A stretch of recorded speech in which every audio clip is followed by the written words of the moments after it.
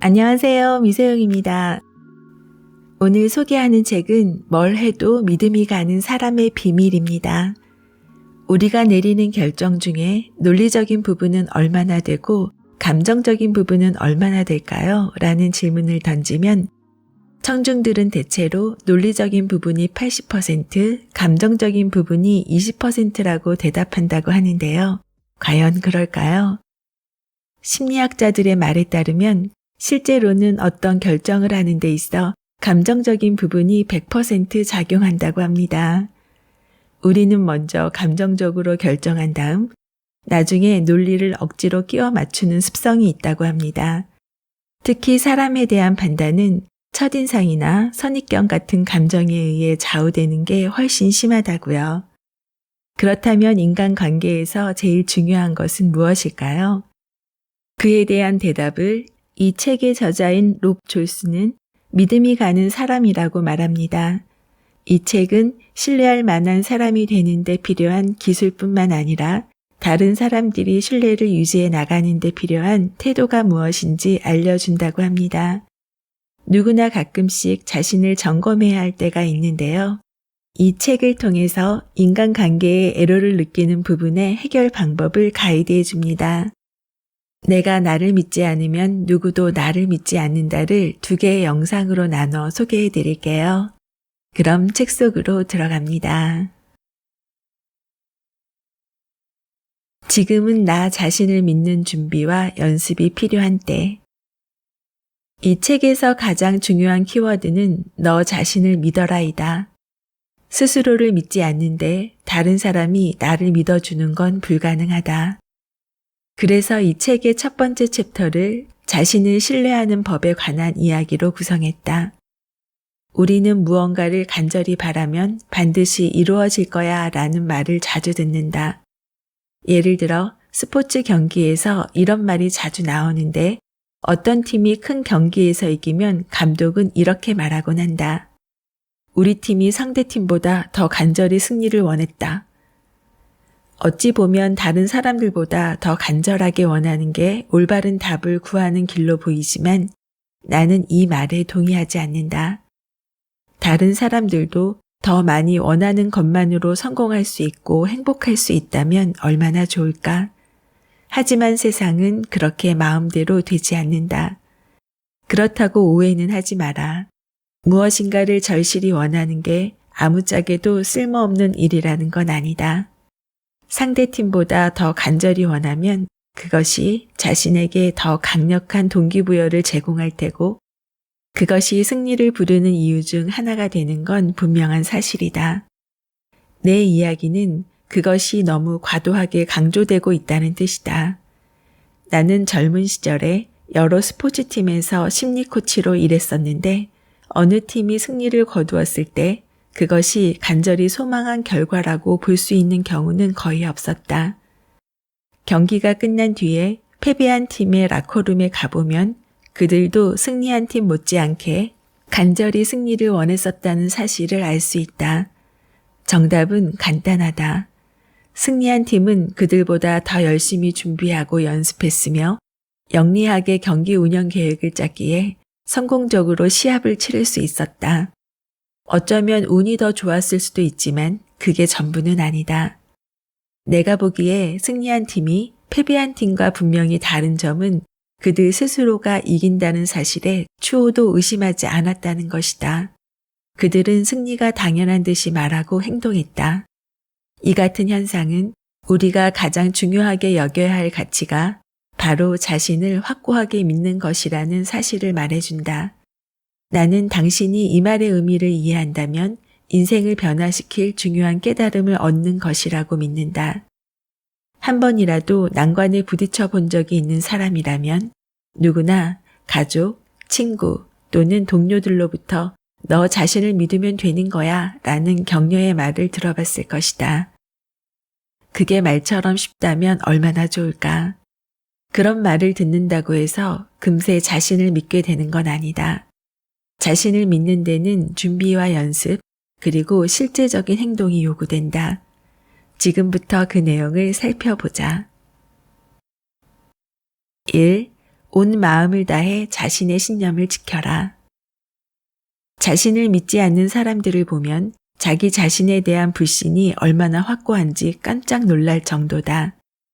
성공하려면 자기 자신을 믿는 게 논리적으로 타당할 뿐더러 의지만 있다면 아주 쉬운 일인데도 어떤 사람들은 스스로에 대해 잔인할 만큼 냉정하다. 하지만 지금 자신감이 바닥까지 떨어진 사람들조차 어린 시절을 돌아보면 장래 희망인 소방관이나 우주 비행사 같은 직업을 반드시 이룰 거라고 굳게 믿었을 것이다. 어른이 되자 그런 순수한 믿음이 퇴색해버린 이유는 무엇일까? 성공하기 위해서는 무엇보다 먼저 자신이 그런 존재가 될 수 있다고 믿어 의심치 않아야 한다. 소방관처럼 행동하고 우주 비행사처럼 말해야 한다. 그렇게 되면 다른 사람들이 당신을 믿게 만드는 건 훨씬 쉬워진다. 대충 믿는 척해서는 안 된다. 전력을 다해 자신을 믿기로 결심하고 그 믿음을 온 힘을 다해 지켜내야 한다. 만약 그렇게 하지 못하면 다람쥐 증후군이 나타날 수도 있다. 다람쥐는 빠르고 힘이 세며 무척 영리한 동물이다. 하지만 다람쥐에겐 약점이 하나 있다. 그건 바로 우유부단한 성격이다. 우리는 다람쥐의 비극적인 결함을 고속도로에서 쉽게 확인할 수 있다. 자동차를 타고 고속도로를 달리고 있는데 저 멀리 아주 작은 점 같은 게 보인다. 처음엔 콩알만하게 보이다가 이윽고 눈에 들어온 녀석은 바로 다람쥐다. 녀석은 고속도로 한가운데로 쏜살같이 뛰어들었고 건너편으로 달아날 시간이 아직은 충분하다. 그런데 조짐이 이상하다.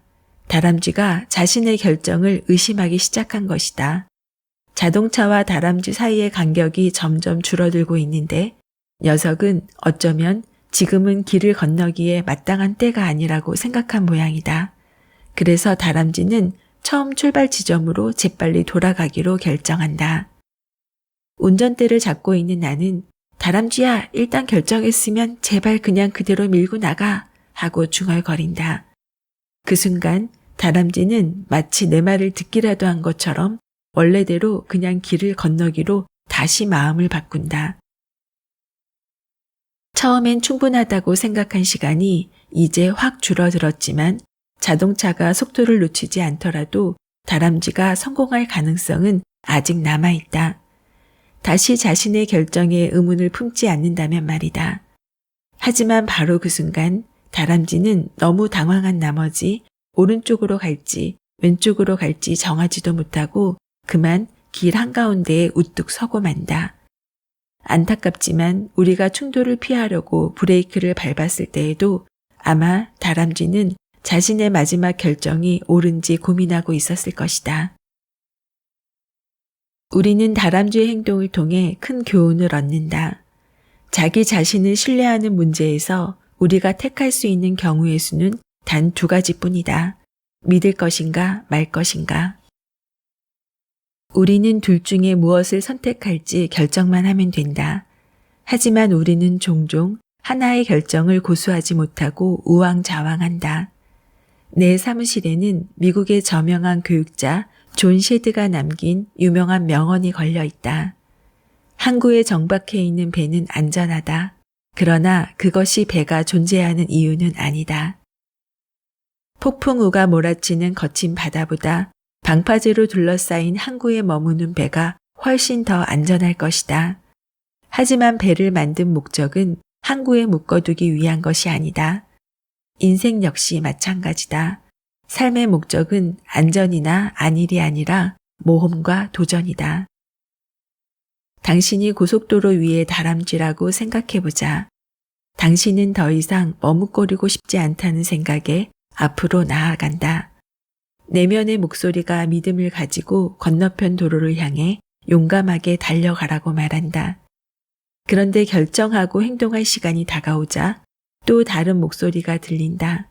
위험할지 모르니 한 발 물러서서 그 결정에 대해 다시 한번 생각해봐. 어디 다람쥐뿐이겠는가. 우리는 커다란 위험을 감수하더라도 성취감을 느낄 만한 일을 선택하고 싶으면서도 실패를 우려해서 좀 더 안전한 위치를 찾으려고 할 때가 많다. 하지만 우리들은 도전과 안전이라는 두 가지 문제를 앞에 놓고 갈등하다 고속도로 위의 다람쥐처럼 아무 결정도 내리지 못하고 최악의 상황에 빠질 때가 많다. 숨을 곳 하나 없는 길 한복판에서 말이다. 물론 당신의 결정을 도와줄 다양한 옵션이 있다. 예를 들면 다른 사람들의 조언을 구할 수도 있고 직접 조사를 해볼 수도 있고 다른 사람들이 선택하는 방법을 참고할 수도 있다. 문제는 이런 식으로 궁리만 거듭하면서 우왕좌왕하다 보면 아무 결정도 내리지 못했던 출발점으로 되돌아간 자신을 발견하게 된다는 점이다. 말 그대로 원점으로 회귀다. 주변을 돌아보라. 그 어떤 결정도 내리지 못하고 원점으로 오락가락하는 사람이 얼마나 많은가. 제발 그런 사람들 속에 당신이 포함되지 않기를 바란다. 한 번 내린 결정을 밀어붙이는 일은 고속도로 위에 다람쥐 이야기를 본 것처럼 무척 어려운 일이다. 하지만 일단 길을 건너고 나면 장차 어떤 고난이 기다린다 해도 용기 있게 내린 그 결정은 온전히 당신 것이 된다. 일단 자신을 믿고 용기를 끌어모아 그 결정을 신뢰하면 당신이 앞으로 어느 부분에 노력을 기울여야 할지에 좀 더 집중할 수 있다.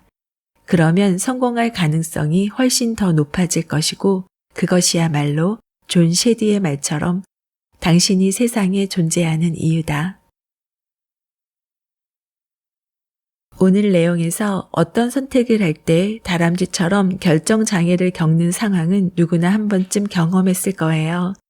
결정을 해놓고 그 결정을 믿지 못해서 다시 검토하고를 반복하다 보면 결국 한 발짝도 나가지 못하고 끝내본 경험. 저자는 믿음이 분명하게 필요하다고 합니다. 행복이나 성공을 위해서는 무엇보다 먼저 당신이 그런 존재가 될 수 있다고 스스로 믿어 의심치 않아야 되고 대충 믿는 척해서는 안 된다고요.